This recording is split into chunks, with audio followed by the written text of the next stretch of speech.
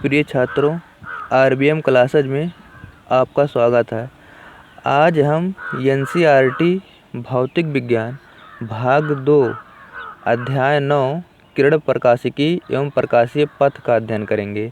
यानी कि जो दूसरा किताब है उसका फर्स्ट लेसन है। तो चलिए इसको स्टार्ट करते हैं। इसमें पहला हेडिंग है प्रकाश। इसमें लिखा है वह ऊर्जा जो स्वयं नहीं दिखाई देती परंतु उसकी सहायता से हम वस्तुओं को देखते हैं, प्रकाश कहलाती है।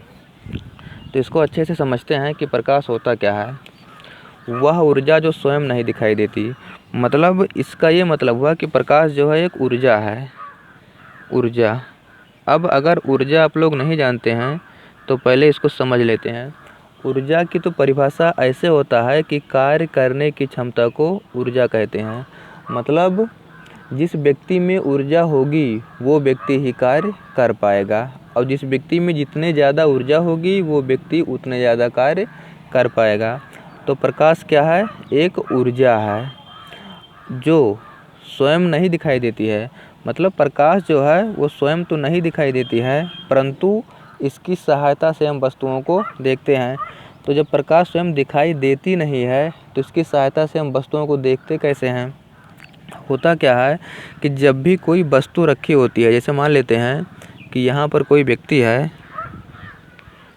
ये कोई व्यक्ति है और यहाँ गया अंधेरे कमरे में, ये कोई अंधेरा कमरा है। अगर इसमें कोई वस्तु रखी है तो अंधेरा कमरा है तो ये उसे देख नहीं पाएगा कि देख लेगा? नहीं देख पाएगा। आप लोग भी जानते होंगे, ऐसा अनुभव किए होंगे। तो अगर कोई वस्तु अंधेरे कमरे में रखा है तो कोई भी व्यक्ति उसे देख नहीं पाता है।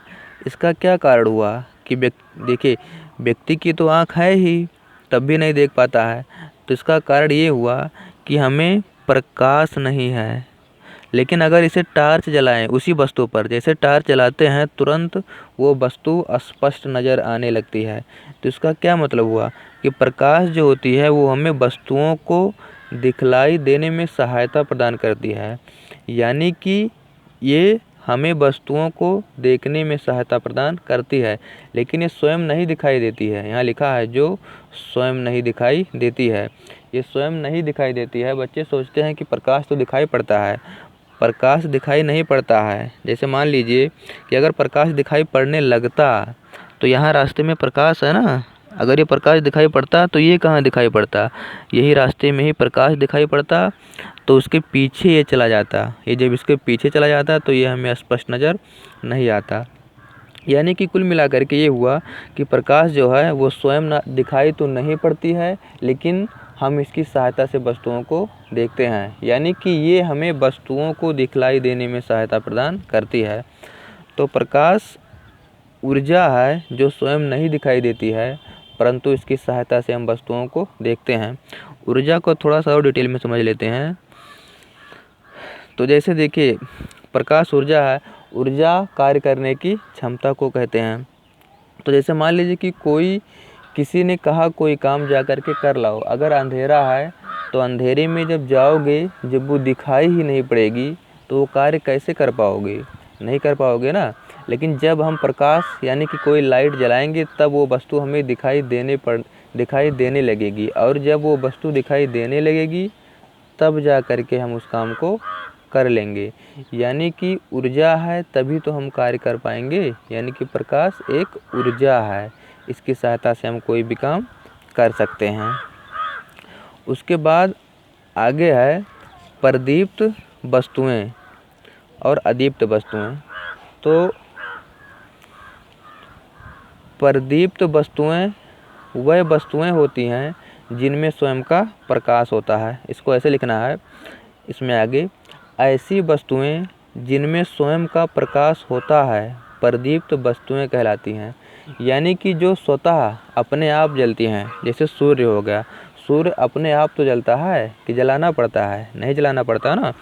यानी कि इसमें स्वयं अपना खुद का प्रकाश है, और बल्ब में भी अपना खुद का प्रकाश है। जब लाइट आएगी तब वो अपने आप जलने लगता है। मतलब ऑन तो करना ही पड़ेगा, ऑन करेंगे फिर वो जलने लगेगा। नहीं सोचो कि बिना ऑन किए ही जलने लगेगा। तो जब लाइट आती है तो बल्ब जलने लगता है। लालटेन सोता ही तो जलता है कि जलाना पड़ता है, एक बार जला दिए फिर वो अपने आप जलता रहता है। लैंप भी इसी प्रकार से है, इसमें स्वयं का अपना प्रकाश होता है। तो ये प्रदीप्त वस्तुएं हो गई जिसमें स्वयं का अपना प्रकाश होता है।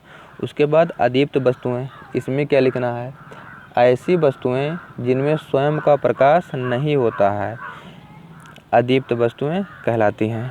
ऐसी वस्तुएं जिनमें स्वयं का प्रकाश नहीं होता है अदीप्त वस्तुएं कहलाती हैं। अदीप्त वस्तुएं प्रदीप्त वस्तुओं की सहायता से दिखलाई पड़ती हैं। मतलब इसमें स्वयं का तो प्रकाश होता नहीं है लेकिन फिर भी ये दिखाई पड़ता है। तो किसकी सहायता से दिखाई पड़ता है, प्रदीप्त वस्तुओं की सहायता से दिखाई पड़ता है।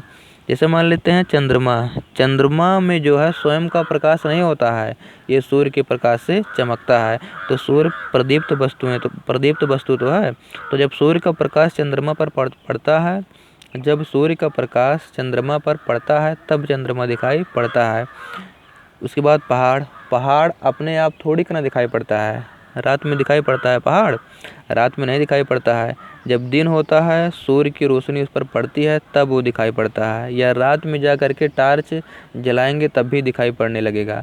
यानी कि इसमें भी अपना स्वयं का प्रकाश नहीं है। ऐसे नदी में भी नहीं है, कुर्सी, दीवार आदि इन सब में अपना स्वयं का प्रकाश नहीं है, तो इसे अदीप्त वस्तुएं कहते हैं। उसके बाद आगे है प्रकाशिक माध्यम। तो प्रकाशिक माध्यम क्या होता है, इसमें लिखा है वह माध्यम जिसमें से होकर प्रकाश गमन करता है प्रकाशिक माध्यम कहलाता है। यहाँ देखिए लिखा है माध्यम का मतलब होता है साधन। माध्यम का मतलब होता है साधन। तो साधन क्या होता है, साधन वह होता है जिसकी सहायता से हम एक स्थान से दूसरे स्थान तक जाते हैं। जैसे जब आप लोग पढ़ने जाते होंगे तो अगर स्कूल दूर होगा तो साइकिल से जाते होंगे, तो साइकिल क्या है, जाने का एक साधन है। जैसे आप लोग मामा या कहीं भी जाते होंगे घूमने तो मोटरसाइकिल से या ट्रेन से या बस से जाते होंगे। तो ट्रेन, बस ये सब क्या है, हमें एक स्थान से दूसरे स्थान तक ले जाने वाला साधन है, उसी को क्या कहते हैं, माध्यम कहते हैं। तो ऐसे प्रकाश जो होता है वो प्रकाश कहाँ से आता है, वो सूर्य से ही तो चल करके आता है, या तो सूर्य से आता है, या कोई टार्च है तो टार्च जलाएंगे तो टार्च से निकल करके जिस वस्तु तक जाना है वहाँ तक वो जाती है। तो प्रकाश जब सूर्य से निकल करके आती है तो वो कुछ दूरियां तय करती है, वो बहुत लंबी दूरी है, लगभग 15 करोड़ किलोमीटर है। वो 15 करोड़ किलोमीटर दूरी है पृथ्वी और सूर्य के बीच की। तो वो जो 15 करोड़ किलोमीटर की दूरी है उसमें से हो करके वो गुजरती है। तो जब उसमें से हो करके गुजरती है तो इसे कुछ चीज़ों को पार करना पड़ता है। जैसे हम मान लेते हैं ये सन है और ये अर्थ है। तो पृथ्वी के चारों ओर एक वायुमंडल है, यहाँ पर लगभग 10,000 किलोमीटर तक ये वायुमंडल है। उसके बाद ये जो बाहर का यहाँ कुछ नहीं है, ये सन है, सूर्य, सन माने सूर्य, ई माने अर्थ माने पृथ्वी। तो ये जो 10,000 किलोमीटर का ये बाकी जो बचा, ये पूरा 15 करोड़ किलोमीटर दूरी है पृथ्वी से सूर्य के बीच की। तो 10,000 निकाल दिए, बाकी ये जो पूरी लंबी दूरी बची है यहाँ कुछ नहीं है। यहाँ जहाँ कुछ नहीं होता उसे निर्वात कहते हैं, निर्वात कहते हैं। मतलब प्रकाश जो है पहले सूर्य से निकल करके किस में जाती है, निर्वात में, यानी कि प्रकाश जो है वो निर्वात में चलती है। तो निर्वात क्या हो गया, एक साधन हो गया, एक माध्यम हो गया, ये एक माध्यम है। उसके बाद निर्वात से हो करके, और निर्वात में ही प्रकाश की चाल 3 × 10⁸ मीटर प्रति सेकंड है, ये निर्वात में है। बाकी उसके बाद यहाँ क्या आया, वायुमंडल। वायुमंडल में प्रकाश की जो चाल है वो इससे कम हो जाती है, क्योंकि इसमें वायु के कण हैं छोटे छोटे, वो प्रकाश के मार्ग में बाधा या रुकावट डालते हैं। ये सब आगे है, इसको आगे अध्ययन करेंगे कि इसकी चाल कम क्यों हो जाती है। तो यहाँ ये निर्वात है, निर्वात से होकर के चलती है, उसके बाद कहाँ पहुँचती है, वायु में। तो वायु में पहुँचती है तो वायु में भी तो चल करके पृथ्वी पर पहुँच जाती है, यानी कि वायु भी क्या हुआ, एक माध्यम हुआ, वायु भी एक माध्यम है। इसी प्रकार से अगर जल है तो जल में से भी होकर के प्रकाश की किरण गुजर जाती है। ऐसे कांच है, कांच में से भी होकर के प्रकाश की किरण गुजर जाती है। तो ये सब जो प्रकाश को एक स्थान से दूसरे स्थान तक लेकर जाते हैं, ये सब क्या कहलाते हैं? माध्यम कहलाते हैं। तो इसमें यही लिखा है कि वह माध्यम जिसमें से होकर प्रकाश गमन करती है, गमन माने गुजरना होता है, वह माध्यम जिसमें से होकर प्रकाश गमन करती है प्रकाशिक माध्यम कहलाता है। जैसे निर्वात में चल सकती है, वायु, जल, कांच आदि। तो ये हो गया प्रकाशिक माध्यम। उसके बाद लिखा है प्रकाश के गमन करने के आधार पर वस्तुओं को 3 भागों में बांटा गया है। प्रकाश के गमन करने पर मतलब प्रकाश के गुजरने के आधार पर संसार में जितनी भी वस्तुएं हैं उन सबको 3 भागों में बांट दिया गया है। पहला है पारदर्शी वस्तुएं, दूसरा है पारभाषक वस्तुएं, तीसरा है अपारदर्शी वस्तुएं। तो पहले पारदर्शी देखते हैं। इसमें ऐसे लिखना है ऐसी वस्तुएं जिनमें से होकर प्रकाश आर पार गुजर जाता है, या ऐसी वस्तुएं जिनमें से होकर प्रकाश आसानी से गमन कर जाता है, पारदर्शी वस्तुएं कहलाती हैं। जैसे निर्वात, हवा, सफा हुआ कांच। निर्वात में से आसानी से गुजर जाती है, हवा में से भी आसानी से गुजर जाती है, और सफा हुआ कांच जो है वो सफा हुआ होना चाहिए। घिसा हुआ रहेगा या गंदा कांच रहेगा तब उसमें से पूरा नहीं गुजर पाएगी। उसके बाद अगला लिखा है पारभाषक वस्तुएं। पारभाषक वस्तुएं, इसमें ऐसे लिखना है ऐसी वस्तुएं जिसमें से होकर प्रकाश का आंशिक भाग गुजर पाता है। ऐसी वस्तुएं जिनमें से होकर प्रकाश का आंशिक भाग गुजर पाता है पारभाषक वस्तुएं कहलाते हैं। आंशिक माने होता है कि पूरा नहीं गुजर पाएगा, कुछ कम गुजरेगा, या आधा से कम।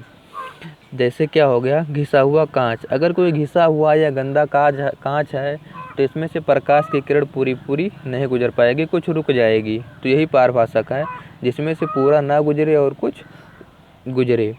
तेल लगा हुआ कागज़, अगर तेल लगा हुआ कोई कागज़ है तो इसमें से भी प्रकाश की किरण पूरी नहीं गुजर पाएगी। जल हो गया, जल में से भी पूरी नहीं गुजर पाती है। उसके बाद अपारदर्शी वस्तुएं, ये तो जानते होंगे। इसमें ऐसे लिखना है ऐसी वस्तुएं जिसमें से होकर प्रकाश की किरण नहीं गुजर पाती, मतलब इसमें से पूरी नहीं गुजर पाएगी, दूसरी तरफ नहीं जा पाएगी। तो ऐसी वस्तुएं जिसमें से होकर प्रकाश की किरण नहीं गुजर पाती अपारदर्शी वस्तुएं कहलाते हैं। जैसे दीवार हो गया, दीवार में से प्रकाश की किरण गुजर पाएगी? नहीं गुजर पाएगी ना, तो अपारदर्शी। मेज हो गया, मेज से भी नहीं, पर्वत से। दीवार हो गए, बहुत सी वस्तुएं हैं जिनमें से होकर प्रकाश की किरण नहीं गुजर पाएगी, तो ये अपारदर्शी वस्तुएं हो गया। अब उसके बाद अब आ गया अपना मेन टॉपिक, प्रकाश का परावर्तन। अब इसे अच्छे से समझते हैं। देखिए, प्रकाश का परावर्तन, इसमें लिखा है, पहले उसको पढ़ देते हैं, उसके बाद फिर बताते हैं।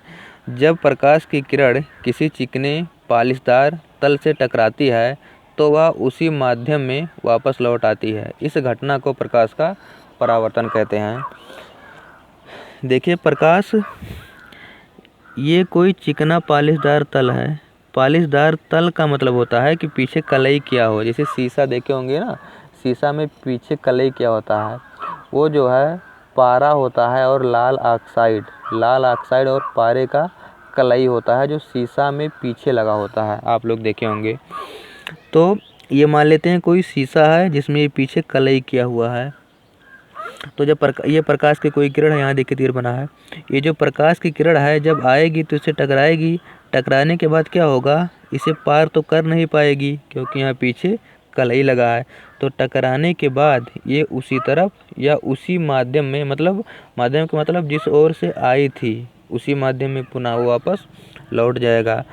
तो फिर से एक बार पढ़ देते हैं कि देखिए, इसको ऐसे लिखना है कि जब प्रकाश की किरण, ये कोई चिकना पालिशदार तल है, तो जब कोई प्रकाश की किरण किसी चिकने पालिशदार तल पर पड़ती है तो टकराने के बाद ये आया और टकराया, तो टकराने के बाद ये उसी माध्यम में वापस लौट जाती है। इस घटना को प्रकाश का परावर्तन कहते हैं। तो उसके बाद अब इसको फिगर समझ लेते हैं क्या है। ये देखिए, ये जो है दर्पण है, शीशा इसे कहते हैं। ये पीछे कलई किया हुआ है। ये जो कलई होता है वो पारा और लाल ऑक्साइड होता है। और उसके बाद इसे परावर्तक तल कहते हैं। ये जिस तल से प्रकाश का परावर्तन होता है उसे परावर्तक तल कहते हैं। ये परावर्तक तल है, परावर्तक तल। जिस तल से प्रकाश का परावर्तन होता है उसे परावर्तक तल कहते हैं। ये देखिए लिखा है आपतित किरण। इसे कैसे परिभाषित करेंगे? ये परावर्तक तल है और ये आपतित। आपतित माने आने वाली किरण, यानी कि इसको ऐसे लिखना है। शुरू से लिखना कैसे, इसको पढ़ देते हैं पूरा एक बार। ऐसे लिखना है, देखिए ध्यान से सुनिए। ये परावर्तक तल है, तो परावर्तक तल की ओर आने वाली किरण को आपतित किरण कहते हैं। फिर से, परावर्तक तल की ओर आने वाली किरण को आपतित किरण कहते हैं। इसको देखिए, परावर्तित किरण, ये परावर्तक तल है, ये उससे दूर जाती है, तो परावर्तक तल से दूर जाने वाली किरण को परावर्तित किरण कहते हैं। फिर से, परावर्तक तल से दूर जाने वाली किरण को परावर्तित किरण कहते हैं। उसके बाद देखिए अभिलंब लिखा है। ये जो सीधी लाइन खींची गई है इसे अभिलंब कहते हैं। तो इसको ऐसे लिखना है, परावर्तक तल है ना, ये परावर्तक तल पर खींचे गए लंब को, लंब माने 90 अंश का कोण बनाने वाली रेखा, 90 अंश का कोण बनाने वाली रेखा को लंब रेखा कहते हैं। तो परावर्तक तल पर खींचे गए लंब को अभिलंब कहते हैं। परावर्तक तल पर खींचे गए लंब को अभिलंब कहते हैं। उसके बाद यहाँ लिखा है आपतन कोण और यहाँ लिखा है परावर्तन कोण। तो देखिए किसके किसके बीच में बना है, ये आपतित किरण है और ये अभिलंब है। तो आपतित किरण और अभिलंब के बीच बने कोण को आपतन कोण कहते हैं। आपतित किरण और अभिलंब के बीच बने कोण को आपतन कोण कहते हैं। इसे स्मॉल आई से प्रदर्शित करते हैं। उसके बाद परावर्तन कोण, इसको कैसे लिखेंगे?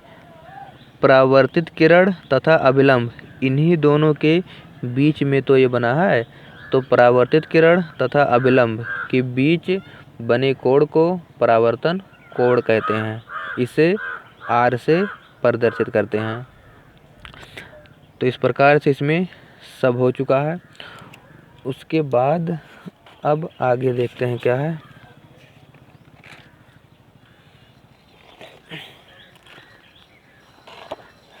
इसमें लिखा है कि परावर्तन के नियम, परावर्तन के नियम। तो परावर्तन के नियम, परावर्तन के दो नियम हैं। देखिए, नियम का मतलब होता है हमेशा, बार बार फिजिक्स में मिलेगा नियम।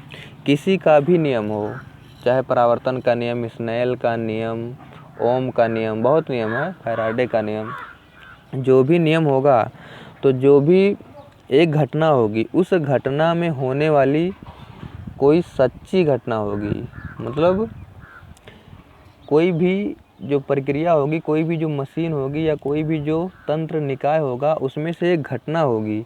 वो जो घटना होगी वो हमेशा घटित होगी। उसी सच्ची घटित होने वाली घटना को जो हमेशा घटित होगी वो कभी गलत नहीं होगा, हमेशा फॉलो होगा। उसी को क्या कहते हैं? नियम कहते हैं।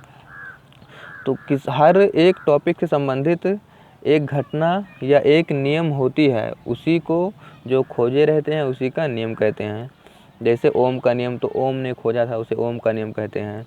उसी प्रकार से इसमें परावर्तन का नियम है। तो ये परावर्तन से, जब प्रकाश का परावर्तन होगा तब कुछ घटनाएं होती हैं, उसी घटना को क्या कहते हैं? परावर्तन के नियम कहते हैं। तो घटनाएं क्या हैं उसको देख लेते हैं। तो देखिए, इसमें पहले पढ़ देते हैं क्या लिखा है। लिखा है आपतित किरण, परावर्तित किरण तथा आपतन बिंदु पर खींचा गया अभिलंब तीनों एक ही तल में होते हैं। और उसके बाद आपतन कोण सदैव परावर्तन कोण के बराबर होता है, अर्थात I बराबर R। अब इसको चित्र में समझते हैं। एक बार फिर से इसको पढ़ देते हैं, समझ लीजिए ध्यान से। देखिए, आपतित किरण मतलब आने वाली किरण जो आ रही थी परावर्तक तल की ओर, और परावर्तित किरण मतलब जो टकरा करके जा रही थी उसकी बात हो रहा है। और ये आपतन बिंदु उसमें नहीं बताए थे, तो आपतन बिंदु पर खींचा गया अभिलंब बताए थे, जो परावर्तक तल पर लंब होता है उसे अभिलंब कहते हैं। तीनों एक ही तल में होते हैं। तो ये आपतित किरण, परावर्तित किरण और ये आपतन बिंदु पर खींचा गया अभिलंब, आपतन बिंदु पर जो अभिलंब खींचा जाएगा वो तीनों एक ही तल में होते हैं। इसका मतलब क्या है, इस चित्र से समझ में आएगा। देखते हैं इसको। देखिए, इसमें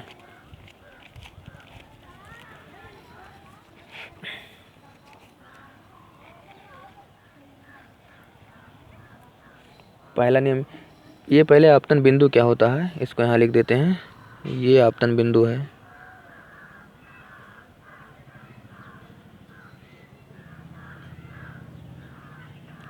आपतन बिंदु। आपतन बिंदु होता क्या है, पहले इसको परिभाषित कर देते हैं। आपतित किरण, परावर्तित किरण तथा अभिलंब।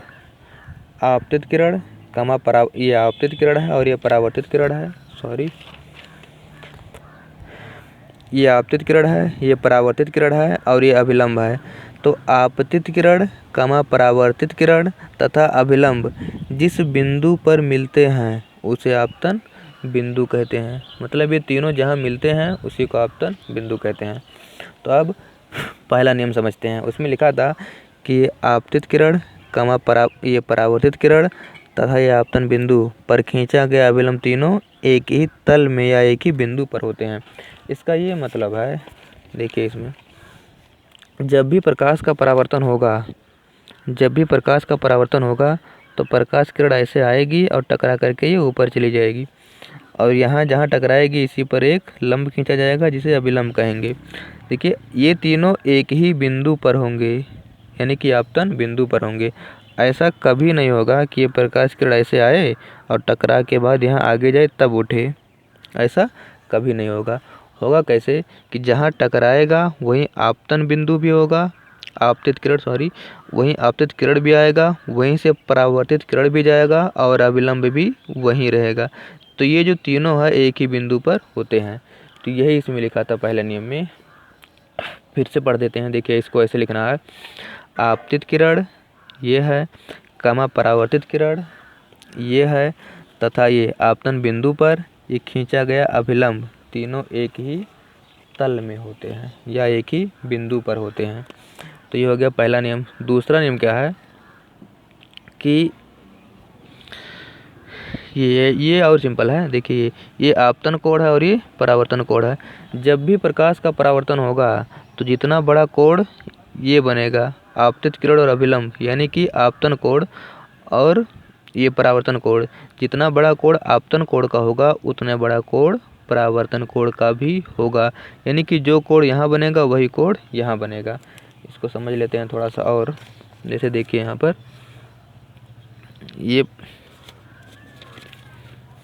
ये जो है इस तरीके से आया, ये प्रकाश किरण है। अगर ये आई, यहाँ पर अभिलंब है, ये अभिलंब है, तो इस तरीके से जब आई तो ये टकरा करके जो कोण यहाँ बना है वही कोण यहाँ बन जाएगा। देखिए, ऐसा नहीं होगा कि ये ऐसे आया, यहाँ टकराया, ये ज़्यादा ऊपर से आया और यहाँ ऐसे नीचे से चला जाए। ऐसे कभी नहीं होगा कि ये कोण छोटा हो जाए और ये वाला कोण बड़ा हो जाए। जब भी प्रकाश का परावर्तन होगा तब यानी कि जब प्रकाश का परावर्तन होगा तब जो कोण यहाँ बनेगा वही कोण यहाँ बनेगा। यानी कि जितना आपतन कोण का मान होगा उतने परावर्तन कोण का मान होगा। तो ये हो गया प्रकाश के परावर्तन के नियम। तो बस अब रहने देते हैं, नहीं तो वीडियो बहुत लंबा हो जाएगा। अगली वीडियो में अब आगे पढ़ेंगे प्रतिबिंब, उसके बाद इसी तरीके से और आगे पढ़ा जाएगा।